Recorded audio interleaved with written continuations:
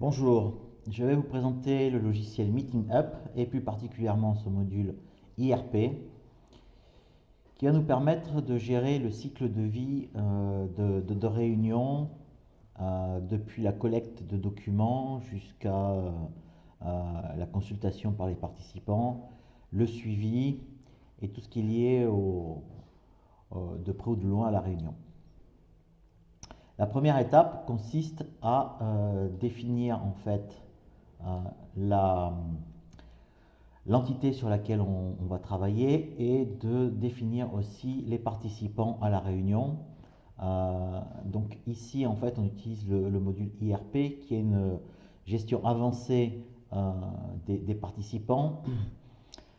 Il permet d'importer des listes de participants via des fichiers CSV. Il permet de les affecter aux différentes entités auxquelles ils peuvent appartenir. Donc, en fait, l'organisation peut être découpée en sous-entités et chaque participant peut avoir des rôles différents dans chacune des entités. Donc, en fait, la structure se gère à travers le système de gestion de la structure tel que vous pouvez le voir ici. Donc, en fait, on peut ajouter, modifier, créer de nouvelles structures et définir en fait tous les utilisateurs, tous les participants aux réunions. Donc ici, si j'édite le membre Nicolas Korbolewski par exemple, je vais définir en fait son identité, son adresse, l'entreprise dans laquelle il travaille, et ici, dans ce cas particulier, sa profession, son type de poste et son syndicat. Alors, ceci est complètement configurable. Dans le cas de ce module, on a besoin du syndicat parce que dans la convocation, on a besoin de présenter les personnes qui représentent les délégués, délégués syndicaux. Voilà, donc ça c'est l'information générale. Ensuite, je peux aller dans affectation et je peux affecter en fait cet utilisateur à différentes entités ou sous-entités. Et par exemple ici, il est affecté au CSE central Combas. Il a comme fonction président, il a un mandat de président et son rôle, c'est le rôle de direction du top management. Voilà. Donc les rôles ensuite définissent les accès des différents participants aux différents types de documents qui leur seront envoyés par email. Voilà, donc grâce à ce module, on gère les participants, les rôles, ce qui nous permettra ensuite de générer automatiquement les convocations, la gestion des droits et ainsi de suite.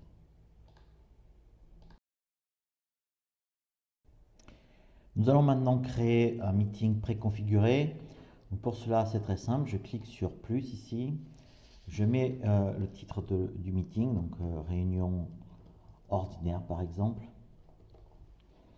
Le lieu de la réunion. Et je peux ajouter des notes. Ensuite ici, il me propose différents types de réunions qui vont définir un certain nombre de paramètres prédéfinis pour cette réunion. Donc je choisis CSE.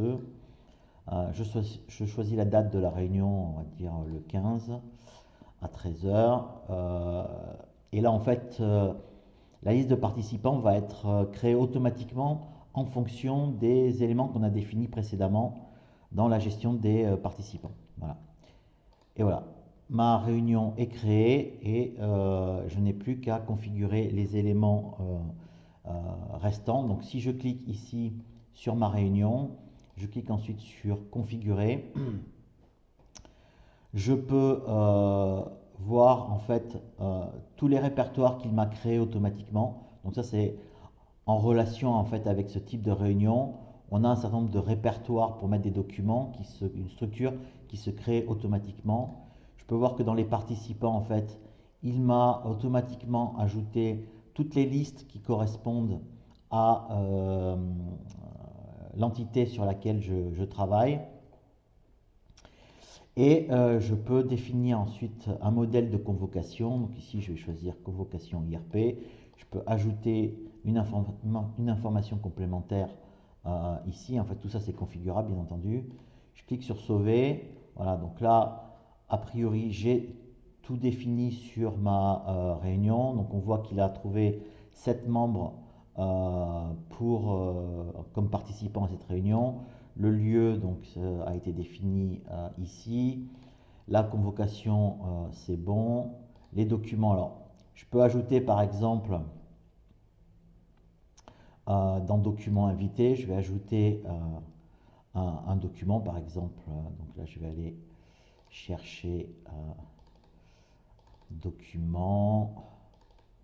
Voilà. Donc je vais prendre par exemple une image. Voilà. Et je vais ajouter un fichier. Tac. Donc ces documents-là ensuite seront consultables par les participants et font partie en fait des éléments de la réunion. Voilà, donc j'ai configuré ma réunion, je vais maintenant la valider, voilà, ce qui va me permettre d'envoyer les convocations. Voilà, une fois validé, ici je peux voir que j'ai le bouton envoyer qui s'affiche, qui va me permettre d'envoyer ma convocation.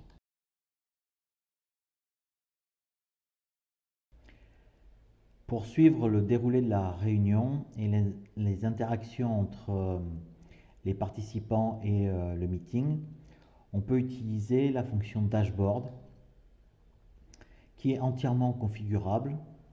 Ici, on voit un exemple de dashboard qui nous permet d'avoir des informations sur les membres, de créer un ordre du jour, de déléguer l'alimentation en documents à d'autres personnes et d'avoir un historique des informations, des opérations qui sont faites sur le logiciel.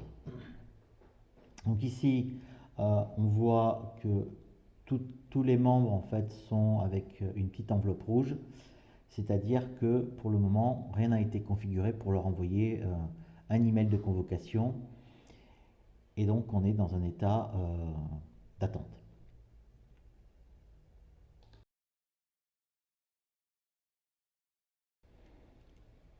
Maintenant que la réunion a été configurée, nous allons pouvoir envoyer les convocations.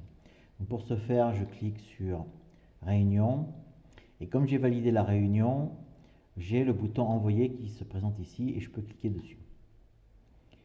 Voilà. Donc là, à ce moment-là, le logiciel génère automatiquement la convocation qui est créée à partir d'un modèle et aussi d'un certain nombre de propriétés qui permettent de créer ces tableaux en fonction des caractéristiques des participants. Voilà. Donc une fois que cette opération-là est faite, je vais cliquer sur Envoyer, qui va m'envoyer les différents emails aux participants.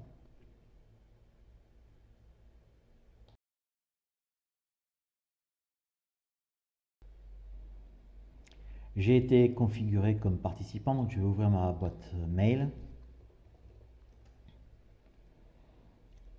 Et je peux voir ici que j'ai reçu 3 mails en fait de Meeting Up. Ces 3 emails en fait sont envoyés à ma boîte email, mais c'est 3 identités différentes. Donc mon mail en tant que participant, c'est le premier, mais les 2 autres en fait sont des emails d'autres participants. Et là, on va voir une caractéristique de l'email dynamique, c'est que si je clique sur un mail qui ne m'a pas été adressé, je vais avoir un message comme quoi je ne peux pas accéder à cet email là parce que je ne suis pas la personne qui est censée recevoir cet email. Par contre, si je clique ici, à ce moment-là, l'email dynamique va s'afficher et je vais pouvoir d'une part consulter les documents et interagir avec l'email pour informer si je participe pas ou si je délègue ma participation à une autre personne. En même temps, je peux consulter les documents, donc je peux voir la convocation ici, je peux voir par exemple une image comme ici, et je peux voir un PDF par exemple comme celui-ci, qui sont les documents en fait de ma réunion. Un autre point sur la sécurité, c'est que si par exemple je prends ici le lien, copier l'adresse de l'image, et que j'ouvre une fenêtre en navigation privée, c'est-à-dire que je ne suis plus identifié, on va voir que Happy Mail va, voilà. Donc là, en fait, j'ai copié l'adresse de l'image dans le navigateur et il m'indique que je ne peux pas accéder sans me loguer en fait au document. Donc on peut voir que la sécurité est à plusieurs niveaux. J'ai une sécurité au niveau de l'accès à l'email dynamique en tant que personne, mais j'ai aussi une sécurité si je copie le lien et que je l'envoie à quelqu'un, ou qu'on puisse accéder d'une manière ou d'une autre à ce lien. Si je ne suis pas un participant valablement authentifié, je ne pourrai pas voir ce document. Voilà. Donc ici, on peut se rendre compte que la sécurité a été implémentée à plusieurs niveaux. Point supplémentaire, ici, donc, comme c'est un email dynamique, je vais pouvoir directement dans l'email indiquer si je participe ou si je ne participe pas. Donc là, en fait, je vais cliquer sur « Je participe » et ma demande a été enregistrée. Maintenant, si je reviens sur Meeting Up et que je regarde dans le dashboard, je vais voir que Nicolas Korbulewski a bien ouvert l'email et qu'il participe. Voilà. Et évidemment, si par exemple j'annule ma décision ici et que cette fois-ci je décide de ne plus participer, voilà, je reviens dans mon dashboard, je rafraîchis et je vois que effectivement Nicolas Korbulewski ne participe plus. Voilà. Et on peut voir aussi que dans l'historique, l'ensemble des informations est historisé sur les opérations des différents participants.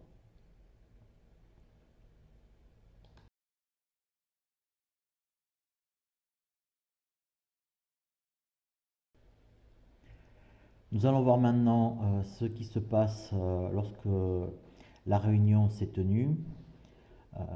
Pour les besoins de l'opération, je vais annuler ma décision ici et revenir à un état je participe, et en même temps sur un autre ordinateur je vais faire participer Sylvia.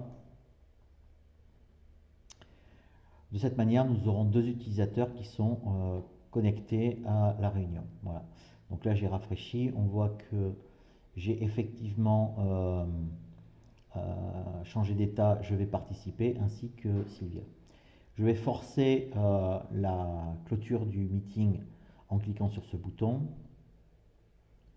Et maintenant, si je reviens sur cette page-là et que je recharge cet email, il m'indique que le meeting est à présent terminé et que nous avons prévu, dans le cadre de ce module, en fait, de pouvoir ajouter a posteriori des fichiers, par exemple les PV ou d'autres documents qui pourraient être apportés par les différents utilisateurs. Donc, pour pouvoir faire ça, je vais cliquer sur ajouter, choisir un fichier. Je peux, par exemple, ajouter un PowerPoint qui va être envoyé. Voilà.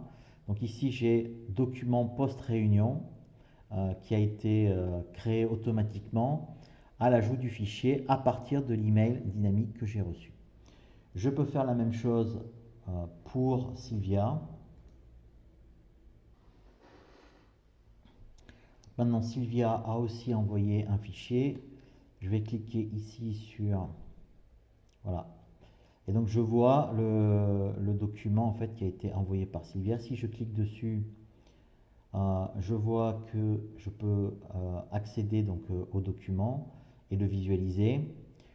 Si je vais sur le mien, comme c'est un PowerPoint, en fait, il ne me permet pas de visualiser directement, mais il me le télécharge.